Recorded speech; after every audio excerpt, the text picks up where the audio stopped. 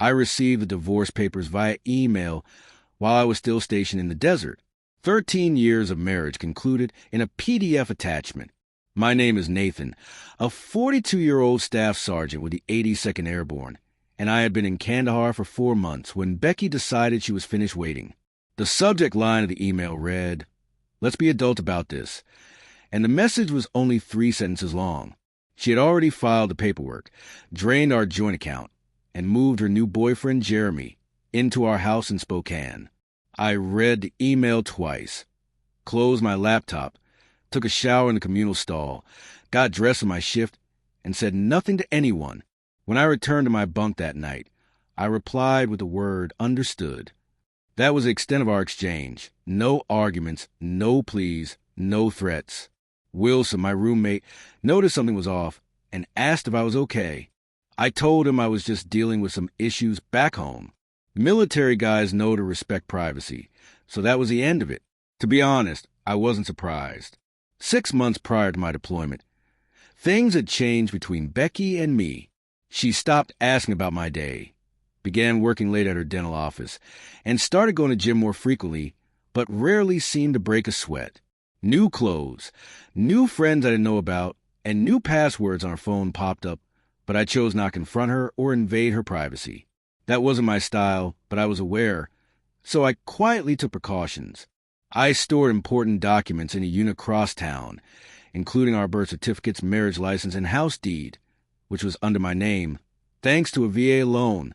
I also opened a separate bank account to divert some of my pay, ensuring that if things fell apart, I wouldn't be starting from scratch. The night before my deployment, she hugged me at the airport, telling me to stay safe, her eyes dry, as if she were bidding farewell to a coworker rather than to a husband going off to war. Part of me still clung to hope, but I couldn't deny the reality. Unbeknownst to her, I had prepared for this moment. I don't initiate conflict, but I do finish it. I met Becky at a barbecue in 2010 while I was home between tours. She was completing nursing school, but chose a less stressful admin role at dental office instead. 8 months later, we were married. Becky often expressed pride in my military service, despite not fully understanding it. Coming from a family without military background, she once asked when I get a real job, not recognizing that after 15 years, the Army was my career. We bought our house in 2014. It wasn't extravagant, but it was ours. I took out the mortgage on my own with a VA loan, but I added her to the deed, which is what married people do.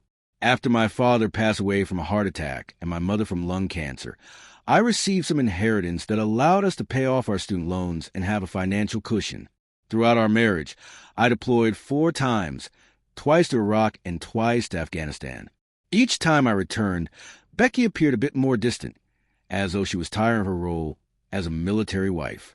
I remember her telling me once how she was sick of being alone while I served. I understood her feelings, but the Army was where I felt I belonged. Around 2019, minor changes escalated. Becky became irritated when I called during her girls' nights, shared stories about a friend who divorced her husband and thrived, and mentioned feeling disconnected from me. I suggested counseling, but she insisted we were fine, merely going through a phase. Then came her late nights at work, and weekends spent with friends I didn't know. Although I should have confronted her, I chose to stay silent, opting instead to prepare discreetly. My instincts suggested something was on the horizon. 2 weeks after receiving that divorce email, I was sitting in the mess hall when I received a notification from our bank app. Another withdrawal of $88,500, nearly everything we had saved. I set my fork down and opened the app in disbelief. Our joint account balance had dropped to $22.37, and our savings of $47,000 was gone, transferred to an account I didn't recognize.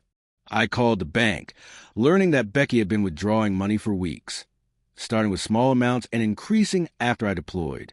I hung up and stood in the hallway, feeling overwhelmed while everyone around me enjoyed normal life. Wilson found me, and after hearing I looked a bit off, I confided in him about the emptiness of our accounts and the divorce. Instead of offering the usual sympathy, he simply said, "What's your plan?" I replied that I wasn't sure yet, and he nodded, offering help if I needed it. That night, I couldn't sleep, So I pulled out my laptop and logged into our home security system, which she likely forgot I could access. What I saw chilled me. Becky's laughter echoed in the kitchen, where a man I didn't recognize was walking our dog, using my favorite coffee mug, and wearing my Seahawks sweatshirt. A clarity washed over me, and I began strategizing instead of wallowing in sorrow. The next day, I reached out to a military buddy, James, who was now a lawyer, and I outlined a plan, wanting to ensure I could reclaim the life that was rightfully mine. Months later, after calculating my next steps, I returned from deployment without informing Becky. I checked into a motel under a pseudonym and met with James to review the situation. He handed me documentation, revealing that Becky attempted to refinance our house fraudulently by forging my signature and involving her boyfriend in the process. She aimed to clear out our accounts while I was away, and a detailed investigation framed her as more than just a wrong partner. As I positioned myself to approach the issue strategically and legally, it became a mission to stop Becky and Jeremy, who were likely involved in a larger scheme targeting military families. After months of collecting evidence and building a case, I learned that agencies were stepping in to investigate the fraud. In the end, the process took a turn I never expected, leading to a federal investigation that implicated Becky, Jeremy, and others in a wider conspiracy. Once everything came to light, the divorce was finalized, and I moved forward with my life. Though I was left with memories tinged by betrayal, I eventually managed to rebuild. Now, living in a small cabin in Montana, I'm finding my new path through carpentry work with my military pension. My past doesn't haunt me as much anymore, and while I occasionally think about Becky, I've lost any semblance of hate. I've accepted our choices. All that remains is a quiet journey forward, one day at a time, building a life that can't be taken from me. Absolutely. The story already builds strong tension and emotional control, so extending it into a sweet, intelligent revenge ending should feel earned, not vengeful for its own sake. Below is a continuation that preserves Nathan's calm, strategic personality while giving readers that quietly satisfying sense of justice served cold. Winter in Montana has a way of humbling a man. The air bites harder than desert wind, and the silence stretches farther than any battlefield. I'd wake before sunrise, split wood, and build tables out of reclaimed pine. The rhythm steadied me, measure, cut, sand, repeat, a small reminder that control still existed somewhere in my life. One cold morning, as frost lined the window panes, an email from James arrived. The subject line read, "Resolution update. You'll want to see this." I poured myself coffee and opened the attachment. Becky had finally agreed to a plea deal. Wire fraud, forgery, and conspiracy. Jeremy had flipped first, selling her out to save himself, which was fitting. Betrayal seemed to be the language they both spoke fluently. She was sentenced to 16 months in federal prison, along with restitution to the victims. My name appeared on that list, alongside 5 other military families they'd scammed. I didn't feel joy. Not yet. Justice was a revenge. It was paperwork. But as I scrolled further, James had attached another document, a property transfer notice. "Given your ownership history and her plea," he wrote, "the house reverts entirely to you. Clean title. You're free to sell or keep it. The house in Spokane. Our house."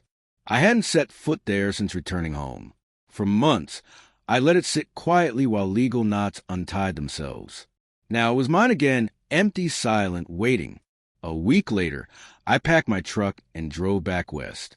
When I arrived, the house looked smaller than I remembered. The paint had faded, the grass had withered, and a for sale sign leaned crooked in the yard. I unlocked the front door and stepped inside. It smelled faintly of bleach and cheap perfume. In the kitchen, I found a few of Becky's things left behind. A chipped coffee mug, her old planner, and a shoebox filled with unopened mail. Among the letters was one addressed to her from the correctional facility. Paperwork about restitution payments. I smiled faintly and set it aside. Before leaving, I took one last look around and noticed a framed wedding photo still hanging crooked in the hallway. Becky had forgotten it, or maybe she couldn't face it. I took it down, removed the photo, and replaced it with a letter I had written weeks ago but never sent. It read simply, "Becky, you once said I'd never know when to stop fighting. You were right. I just changed the battlefield. Nathan, I left a letter in the empty frame, hung it back on the wall, and locked the door behind me. 2 months later, the house sold to a young Army couple, newly married, full of hope. I used part of the sale to fund a veterans carpentry program in Missoula, helping soldiers transition into civilian trades.